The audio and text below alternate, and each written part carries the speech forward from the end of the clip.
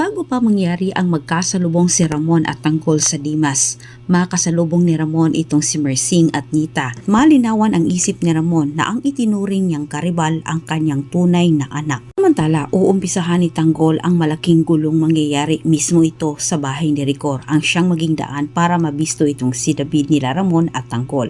Hindi sukat akalain ni David na ang paghiganti ni Tanggol kay Rigor ang siyang tatapos sa kanyang pangarap. Nagkasisidlan sa sobrang pagkakataranta ni David nang makita niya itong si Ramon ay nakapasok na sa teritoryo ni Rigor.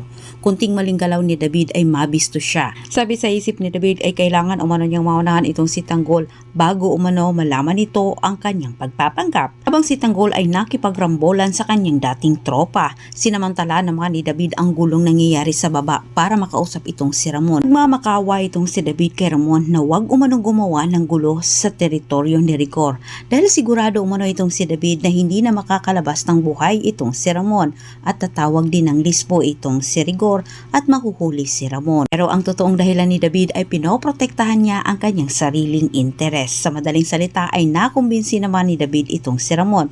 Ngunit hindi napansin ni David na sa kasamang palad ay nakita din siya ni Tinding, bagay naman na nakapagbigay gulo sa isip ng matanda. At samantala, ang bungakala naman ni David ay nakalayo na itong si Ramon, pero sila Mersing at Nita naman ang nakasalubong nito. Nalinawan ang isip ng dalawa sa totoong nangyari kay Mokang. Inisa-isa ding sinalaysay ni Ramon sa dalawa ang buong pangyayari at itinuro naman ni Ramon na si Tanggol umano ang tumangay kay Mokang ang siyang dahilan kaya ito napatay ni Olga. Dahil sa hindi mapigilan ang galit ni Mersing at Nita, nabanggit nila ang buong pangalan ni Tanggol. Tuluhan itong si Ramon sa putong ito dahil wala naman umanong ekwento itong piking Tanggol sa kanya patungkol kay Mokang. Sa kabilang dako, magkakasabugan ng galit itong si Tanggol at Rigor. Pinigilan ni Tinding at Marites itong si Tanggol na tanungin si Rigor patungkol sa totoong tatay nito.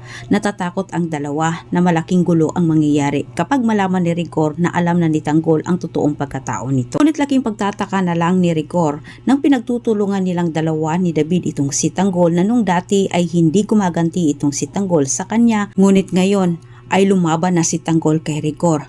At lalo pang hindi sila nakaganti dito kay Tanggol kahit dalawang man sila ni David. Habang abala itong si David sa pagtataboy kay Tanggol, wala siyang kamalay-malay na itong si Ramon ay nakaharap itong si Mersing at Nita. At maraming nalaman si Ramon patungkol sa lalaking tumangay kay Mokang.